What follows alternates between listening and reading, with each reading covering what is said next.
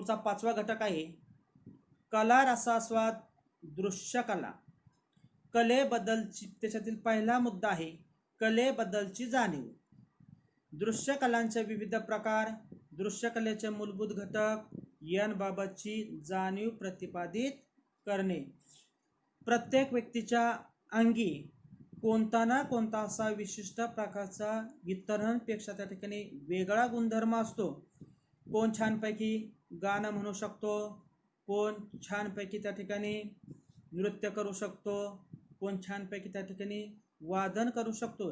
इतरांपेक्षा जर आपल्यामध्ये वेगळा गुण असेल, त्याची जर जाणीव असेल तर त्या दृष्टीनं आपण त्या ठिकाणी प्रयत्न करायला हवेत.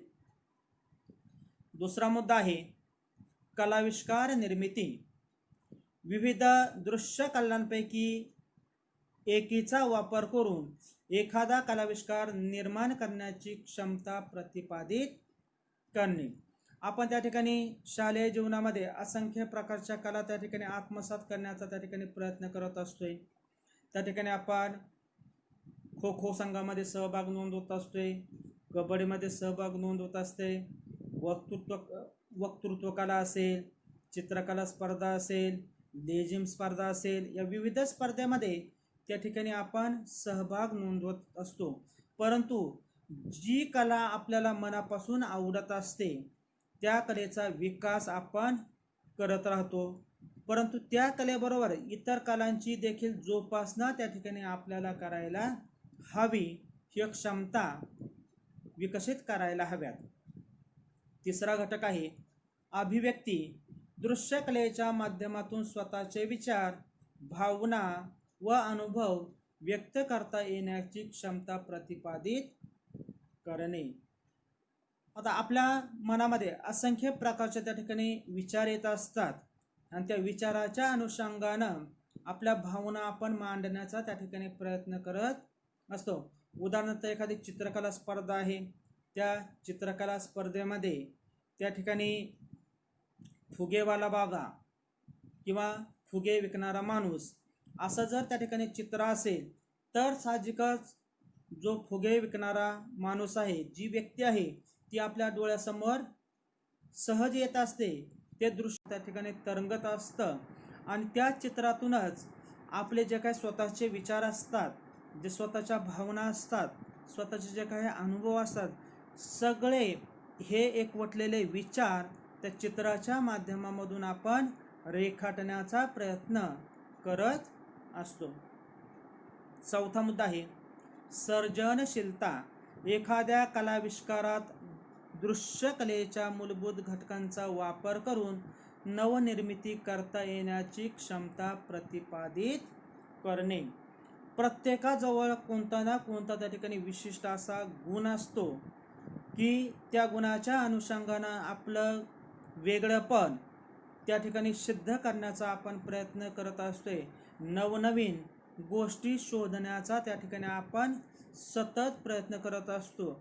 आपण जर असं केलं तर असं होईल या प्रश्नाचं उत्तर शोधतच आपल्या मनामधील जे काही सर्जनशील विचार आहेत, नवनिर्मितीची जे काही प्रेरणा आहे, ती प्रेरणा त्या ठिकाणी जागृत होत असते आणि त्याच्यातूनच कोणी त्या ठिकाणी शास्त्रज्ञ बनत असतोय, कोणी त्या ठिकाणी वैज्ञानिक बनत असतोय, कोणी त्या ठिकाणी संशोधक बनत असतोय. म्हणजेच इतरांपेक्षा वेगळेपण त्या कलेच्या माध्यमातून आपण सिद्ध करायला त्या ठिकाणी हवं. याच्यातून त्या ठिकाणी कोणी अभिनेता बनत असतोय, कोणी त्या ठिकाणी दिग्दर्शक बनत असतोय, कोणी त्या ठिकाणी चित्रकार बनत असतोय, कोणी मेकॅनिक बनत असतोय. म्हणजे त्या ठिकाणी नवनिर्मितीची क्षमता जशी आपल्या मनामध्ये निर्माण होईल तशी जी काही आवड आहे त्याची प्रेरणा ही निर्माण होणार आहे. पाचवा मुद्दा आहे सौंदर्य दृष्टी. एखाद्या कलाविष्कारात वापरले गेलेले दृश्य कलेतील मूलभूत घटक ओळखण्याची क्षमता प्रतिपादित करणे. आणि त्याच्यातला दुसरा घटक आहे एखाद्या कलाविष्काराचे निरीक्षण करून त्यातील स्वतःला भावणाऱ्या घटनांचे वर्णन स्वतःच्या शब्दात करण्याची क्षमता प्रतिपादित करणे. सौंदर्य दृष्टी ही प्रत्येकाजवळच त्या ठिकाणी असते. समोरचं दृश्य आपण जशा पद्धतीनं पाहणार आहोत तशा पद्धतीनं ज्या काही मानसिक कल्पना ज्या आहेत, मनातील ज्या काही कल्पना आहेत त्या कल्पना निर्माण होत असतात आणि त्या वेगवेगळ्या माध्यमांमधून आपण व्यक्त करत असतोय. बऱ्याच वेळा ज्यावेळेस उन्हाळ्याचे दिवस असतात, जेवण झाल्यानंतर मग संध्याकाळी जेवण झाल्यानंतर आपण अंगणामध्ये त्या ठिकाणी गप्पा मारत असतोय.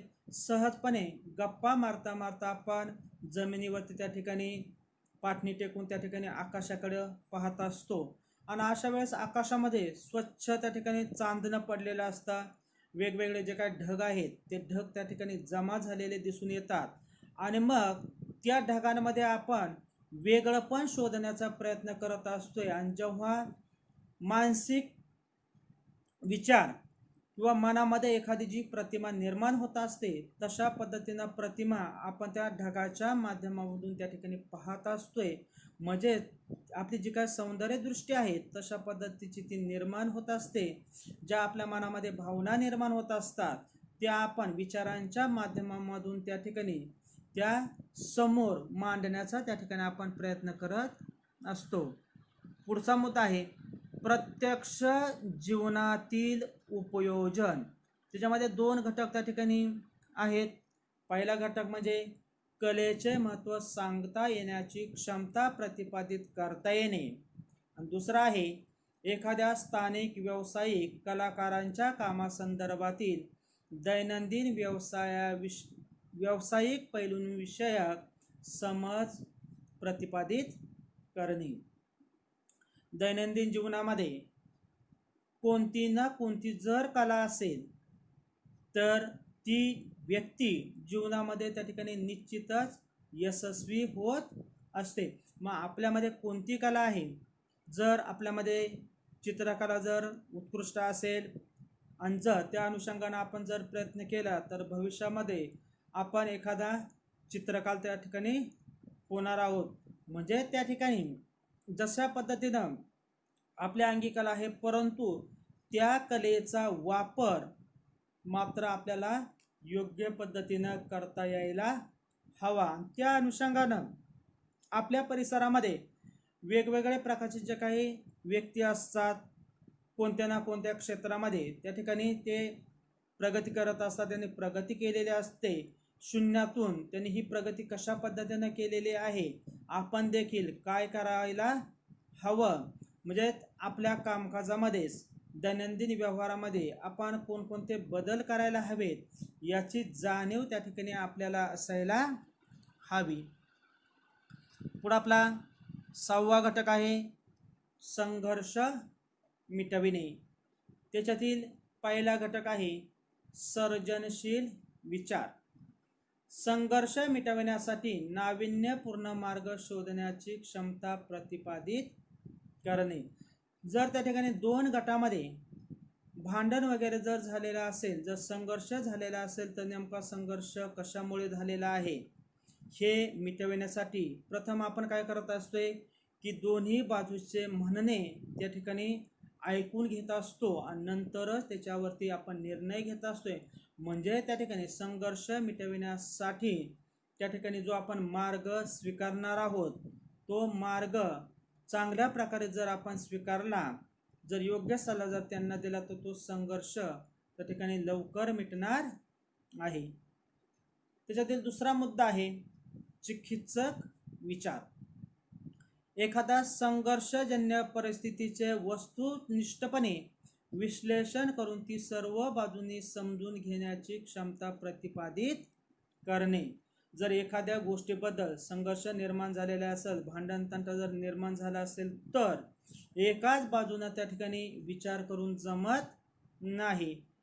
दुसऱ्या व्यक्तीसोबत जर आपलं भांडण होत असेल तर त्या ठिकाणी नेमकं कुणाचं चुकत आहे, समोरच्या व्यक्तीचं काय चुकतं, आपलं काय चुकतं आणि याच्यामधून समन्वय त्या ठिकाणी साधता येणं अतिशय आवश्यक आहे. जर एखादी कृती केल्यानंतर भविष्यामध्ये त्या कृतीचे परिणाम कोणते होते त्या परिणामांचा सुद्धा आपण विचार त्या ठिकाणी करायला हवा. आणि चिकित्सक विचार म्हणजे त्या ठिकाणी दूरवरचं पाहण्याचा जो काय दृष्टिकोन आहे तो दृष्टिकोन आपण त्या ठिकाणी निर्माण करायला हवा. तिसरा त्या ठिकाणी मुद्दा आहे समस्या निराकरण.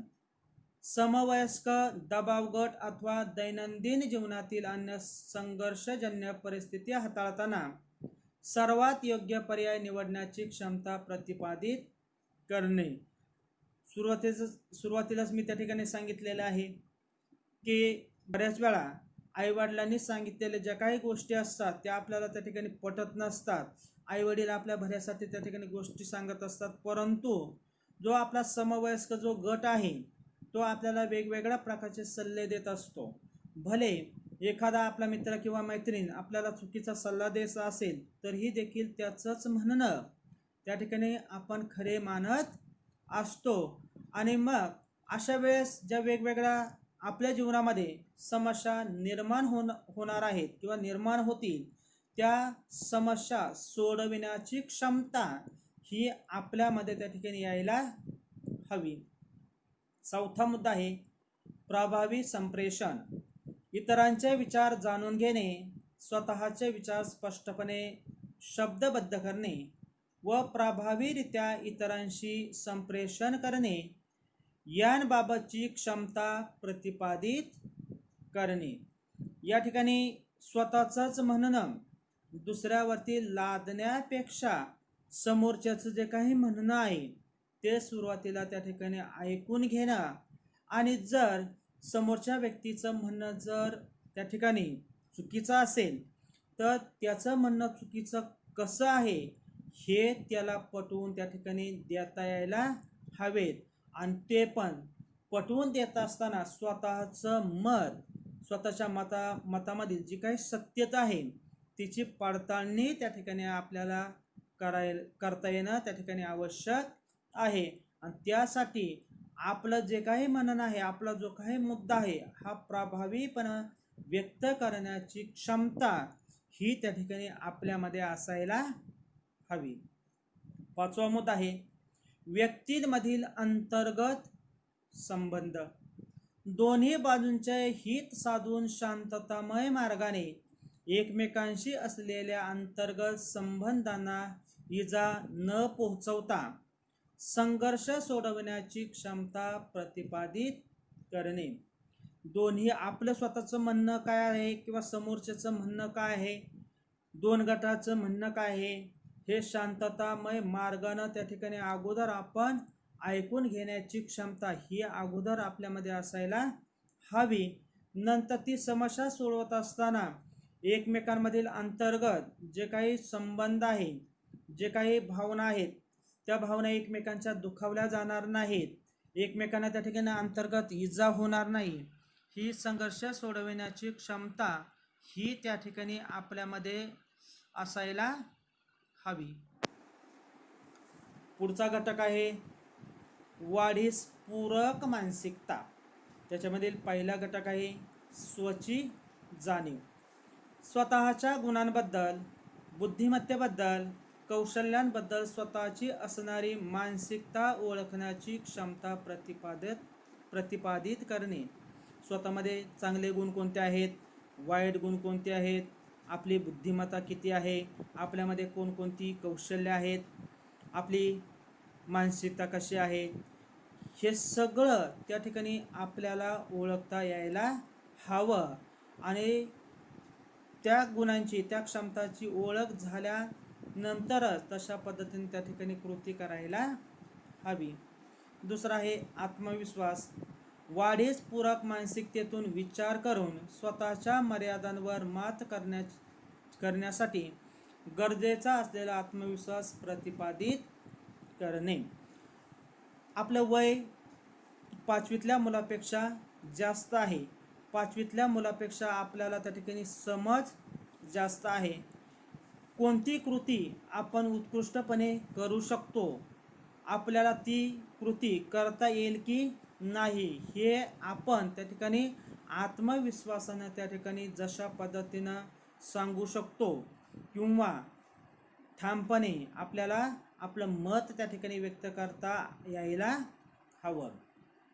तिसरा घटक आहे चिकित्सक विचार. वाढीस पूरक मानसिकतेतून विचार करून स्वतःच्या उणिवांचे विश्लेषण करून त्यांवर मात करण्यासाठी विविध मार्ग शोधण्याची क्षमता प्रतिपादित करणे.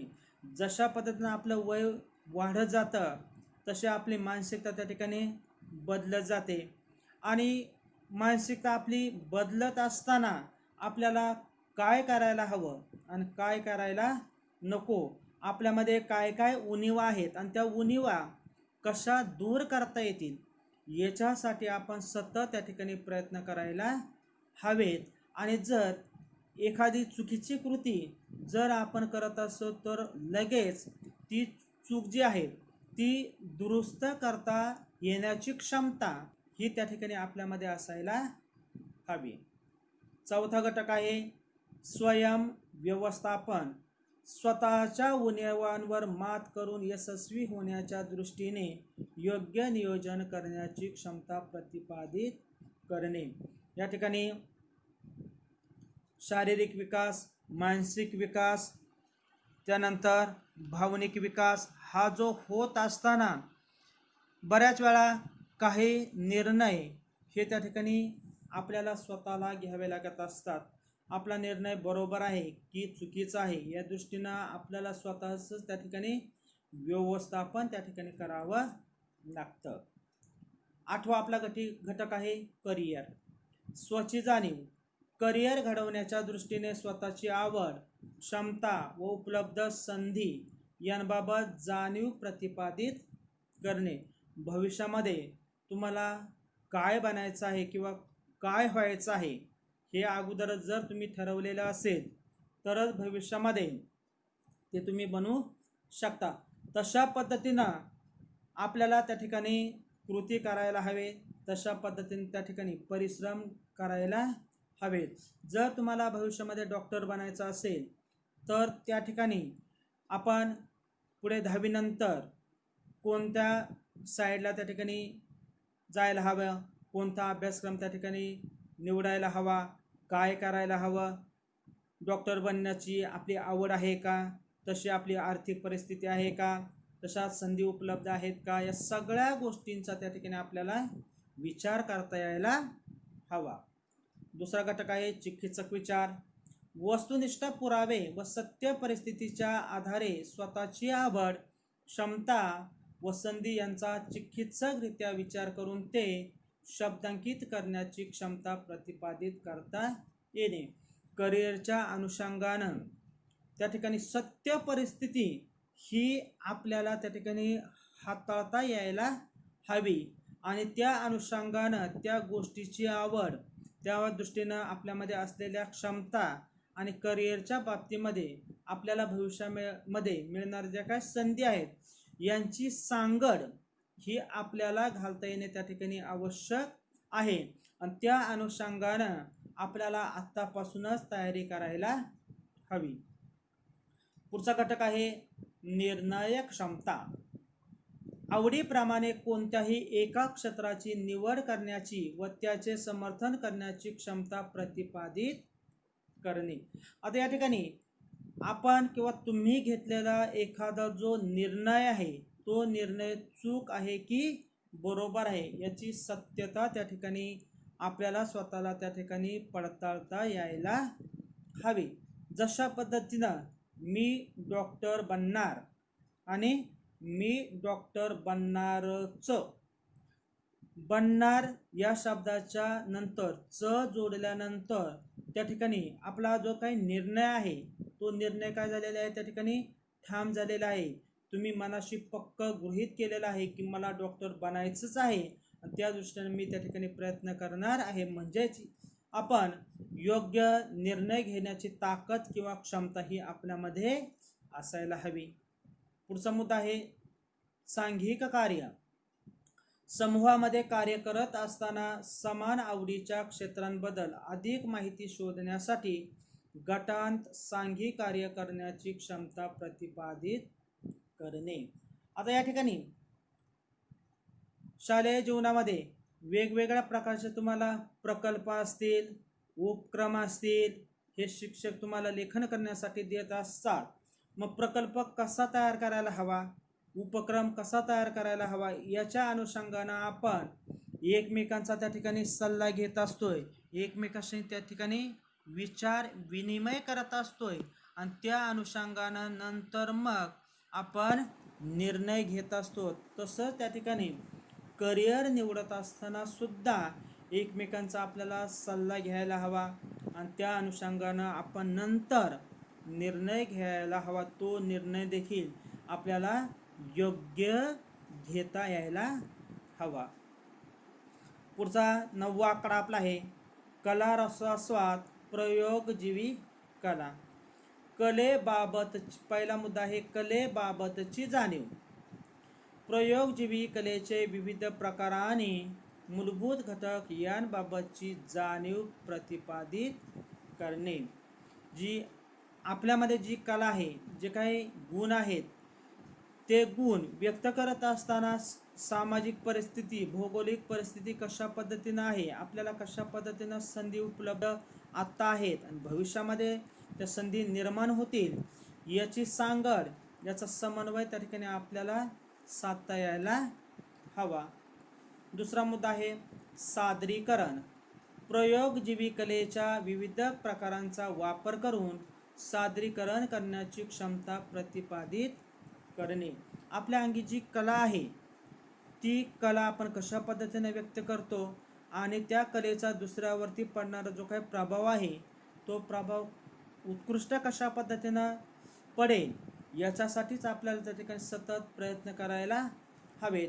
एखादी मालिका असते किंवा एखादा चित्रपट असतो, त्या मालिकेमधील अभिनेता असेल, अभिनेत्री असेल, त्याची बोलण्याची लकब असेल, ढब असेल किंवा त्या चित्रपटामधील एखादा नृत्य असेल की जे इतरांचं मन त्या ठिकाणी वेधून घेण्याचं काम करत असतात, ते गीत त्या माध्यमामधून सादर करत असताना साहजिकच पाहणारा देखील एकवटून त्या ठिकाणी ते गीत जशा पद्धतीनं सादर करत असतो तसंच भविष्यामध्ये कोणतंही कार्य करत असताना, कोणतीही कृती करत असताना तुम्ही जे सादर करणार आहात ते अतिशय प्रभावशाली त्या ठिकाणी व्हायला हवं.